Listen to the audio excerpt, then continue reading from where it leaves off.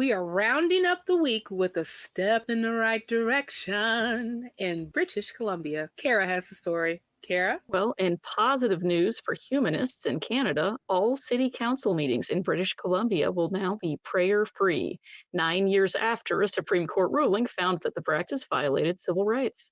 This is because after the British Columbia Humanist Association found that 23 municipalities in the province were still opening city council meetings with prayers, always Christian despite the ruling, they mounted efforts to end the practice. Their tactics included publishing a report noting which provinces were still offering prayers, sending letters urging leaders to follow the law, following up with additional letters until receiving a response, and in a few cases threatening to sue if the provinces did not commit to ending the practice. As of this year, all of the remaining provinces have agreed that prayers will no longer be included in meetings or inauguration ceremonies. The decision is a welcome win for activists and all people who believe their local leaders have an obligation to follow the law. This story is from The Friendly Atheist by Hemant Mehta, published July 5th, 2024. Thank you, Kara. The first person that I want to give their reaction to reading the story is Teo, because I have a feeling that I know what you're going to say. So won't you lay it on us, Teo? What was your reaction when you first read the story? Oh, I was extremely happy about this, and yeah, finally good things are happening despite all the bad and awful stuff going around. Finally, some good news. And yeah, we were just talking about the Satanic Temple and how they do their trolling in order to fight this religious privilege. I'm very happy to see that that's not the only way how people can do stuff, that there are secular ways in which people can be constant and keep going and complaining until they achieve this goal. And it's amazing. I mean, it's awesome. I'm very relieved that they finally were able to do that. I was going to mention again, the disruptive satanic prayer at the beginning of a council, but no, it's not necessary. I think it's great to know that finally we have at least one place where they are not going to be always listening to Christian prayers just because they think that's the only religion that matters and all of that. And you don't have to replace it with a mock religion as Satanism. No, you finally have the secular way where there is no prayer and that's it. That's it. So I'm extremely happy about this. No prayer, no thoughts, full stop. Awesome. Awesome. And what about you, Aaron, sitting over there kind of biased over there? You have an opinion on your biasness? Biasness. I'm a human being. I am chock full of bias. It's awful. It's awful.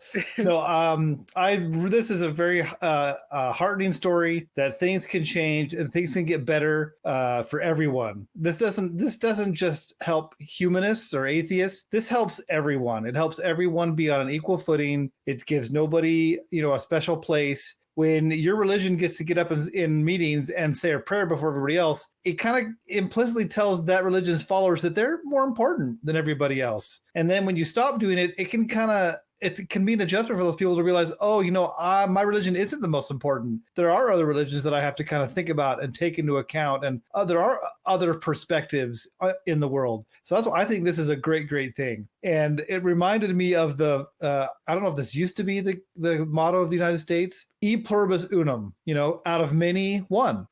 I think that is the point of government, is to bring everybody from different backgrounds together and solve problems and make everybody's lives better and improve things. And I'm just really proud of these people for doing the work necessary to make their province better for everybody. Yeah, I definitely agree with that. I know that we have talked about ad nauseum different municipalities in the United States specifically, and also even on a federal level, where prayer, mostly from Christians, as Kara mentioned earlier, is pretty much standard practice before you start your thing. I mean, we still even have a national prayer breakfast in a country where we're supposed to be secular. And as much as we have all talked about, and also our other fellow nonprofit hosts in the past talked talked about like how that should not be a thing. It still happens. And in actuality, when you look at the story, the Canadian Supreme Court ruled in 2015 that opening city council meetings with prayer violates citizens' rights. I mean, like, so this is like almost 10 years ago when the ruling actually came out. So, but Kara, since you introduced the story, I want to ask you, why do you think it took nearly a decade for some municipalities in British Columbia to comply with the Canadian Supreme Court ruling? You know, I think it gets back to something Aaron mentioned earlier, which is that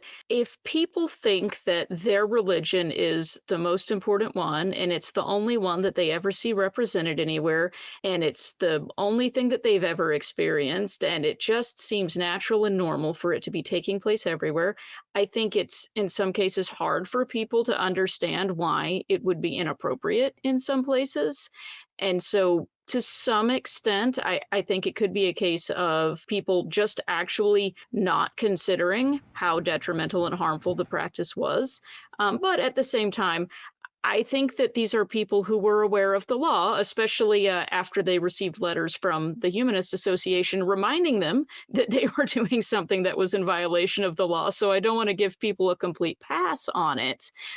Because I think the second piece of this was not just having to realize that, okay, you're not the only believer in the room, you're not the only person whose opinion and background and experience matters, but secondly, that people notice what you're doing and you're going to be held accountable. You can't just keep doing this and railroad over other people thinking that, well, you know, yes, they made that law, but, you know, nobody else actually believes that other stuff. We're the majority here. In our community, this is our faith, so it's okay here. Well, no, it isn't. You're in violation of the law, and there are people that are noticing and that will call you on it.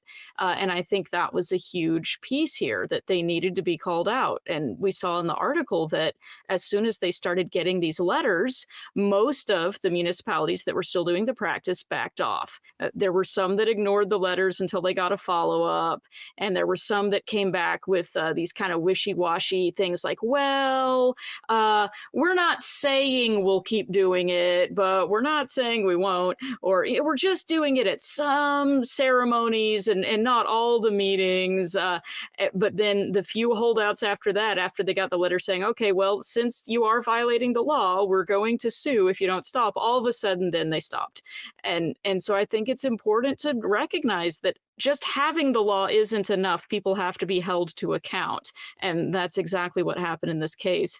And it was very effective. And I find that very heartening personally. Yeah, I feel it heartening too. It kind of reminds me, and I want to give a shout out to one of our other ACA hosts, the Cross Examiner, who has his own podcast as well, where he talks about different cases and the law and how it even, you know, and how those things actually happen and show up in politics today and how it affects us, especially those who are trying to push like secular values. And he recently actually had a lawyer on from the Freedom from Religion Foundation where they talked about the case specifically in Louisiana and how normally what they do is that they'll send a letter, as you mentioned, Kara, saying that, hey, what you're doing is kind of against the law. You should kind of stop. Okay? Thanks.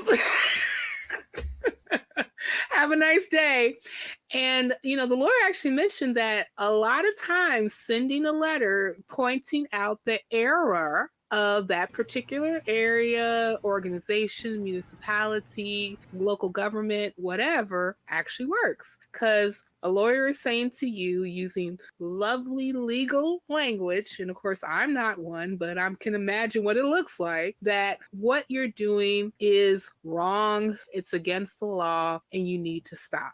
And if you keep doing it, then you're going to face repercussion like a lawsuit. And a lot of times that does work. And in this particular case, that's exactly what the BC Humanists ended up doing, writing a letter to these municipalities who are still practicing the whole prayer before a city council meeting, and then saying like, hey, you need to stop because the Supreme Court said back in 2015 that you're not supposed to do this, right? So you are are actually inviting further repercussion if you keep engaging in this practice. But, one of the things that could be a case is some of the issues that some British Columbian humanists are still actually, they're still actually getting like some, issues because not everyone is following what the letter said, right? We're still having some issues where some of the municipalities are saying, well, we don't always do it and we do it selectively and maybe one day, we'll stop, but, we'll think about it and we'll get back to you, right? But, I think that one of the things that this article is like really points out is that it's very important for organizations who actually care about this to engage in activism and really put forward the effort in order to make sure that these things are not, because it should never be the case where you are dealing with a city council meeting that has to do with the business of the people and you're putting specific religious edicts in front of it before you do the business of the people, especially when the people that you represent are not all Christian. No, and speaking of religious diversity, Aaron, I'm coming to you because like one of the things that the article mentioned is that Vancouver included representatives from various religious backgrounds in its 2022 inaugural event. And in your opinion, why is it important for municipal ceremonies rather to reflect religious diversity, especially in multicultural society? Well, I guess it probably depends on how those religions are being represented in the ceremony. If they're there just to represent, groups of the citizenry and to represent, and so people have representation, I think that's fine. I think it would get a little bit grayer if they're being asked to give prayers or do other kind of religious things. But if they're just there to represent the diversity of cultures, I think that's great. And the more diverse, the better. I'm not sure what the threshold of percentage population needs to be religion to show them reflected up on the stage. I think if you wanted to do a perfectly representative thing, you probably maybe don't include this. I think it can be a tricky issue. I'm not sure I've given it that much thought, and I have. I would probably err on the side of saying, let's maybe just not include religion in anything that has to do with our government, just because who gets included? Why do they get included? Is there a threshold for percentage of people that have to be a member of that religion to get included? Do the Satanists get included, even though there's not very many of them? Do you have to put in a petition for your group to be included? What's the point? Why are we having them up there? Is it a day of celebration for religions? Then okay, maybe, but I'd probably err on the side of let's just keep it secular. I think that's the most equal way and to do it. Just to keep it secular. Well, let me ask the other two represented on the panel, like Teo and Kara. I want to come to you first, Teo, and then Kara. Based on what Aaron just said about like when I'm bringing up like the representation and also in inclusiveness and for the purpose of like diversity and cultures to possibly represent more religions on the stage, is that something that you think should happen? No. Why or why not? Teo and then Kara. Well, I do agree with Aaron in the secular thing. I do agree that people need the right to follow whatever belief they want to, as long as they don't hurt themselves, which it's debatable. But I have said several times, if there was a government trying to forbid people from having their own beliefs and religions, due to my activism, I would have the obligation to be there fighting against this government, because people need the freedom to follow whatever they want, and if we want to help them, we have to give them the tools that they require in order to have a secular way of thinking, to realize what things are harmful, what things are untrue. But I do think that having a secular government and a secular way of living, and to having every person, they living their own little bubble of religion, of whatever they want, it's not the best solution, but it's one that we could try to achieve, and that we could be the best one according to the type of the society that we live in. So in that sense, I agree with Aaron. Just keep religion for yourself.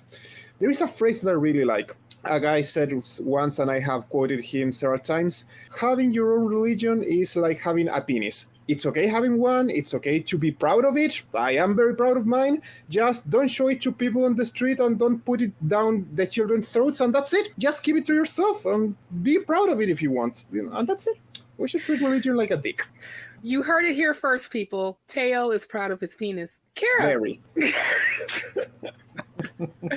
I miss secular sexuality. Kara, what say you? Do you agree with Aaron? How do you segue from that? I have no idea, but I'm going to try.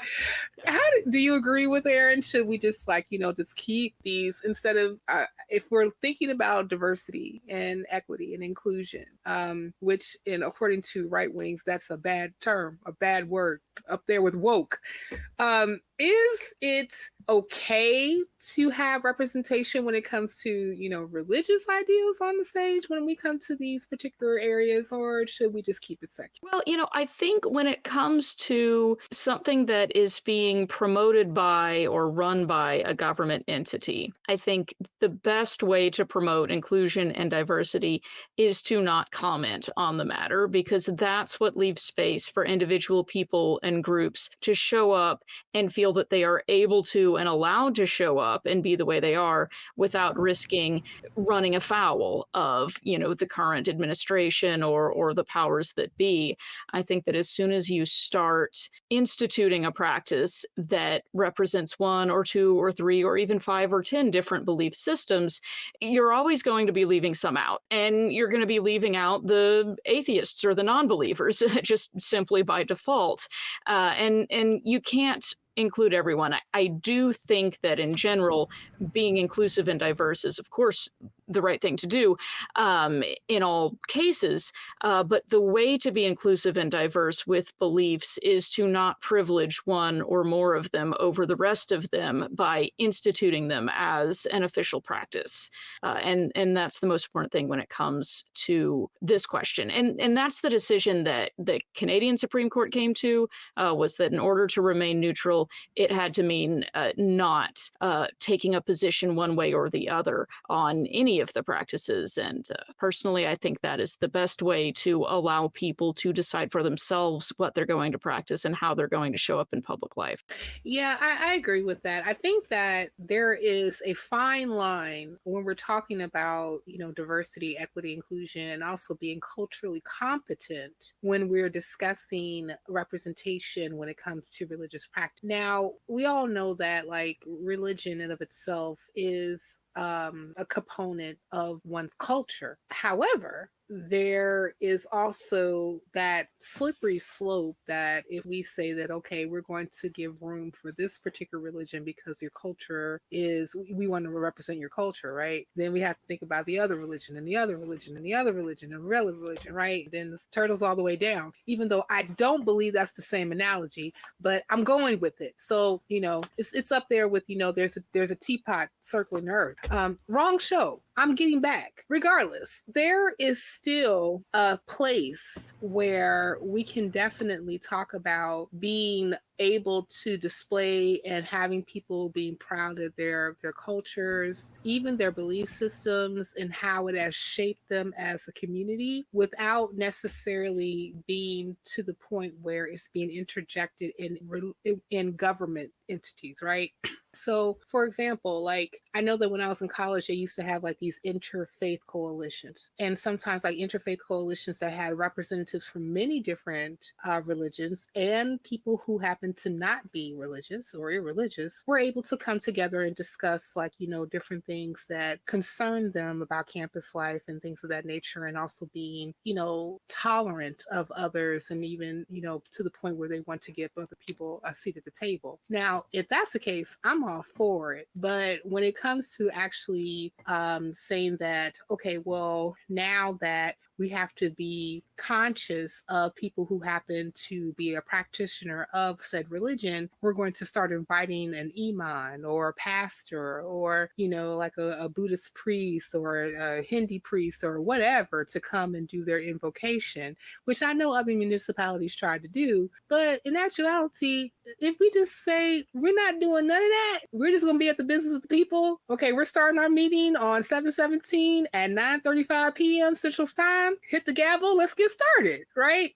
And I think that would be a better way to go than interjecting any person's faith or any person's religious beliefs or anything like that,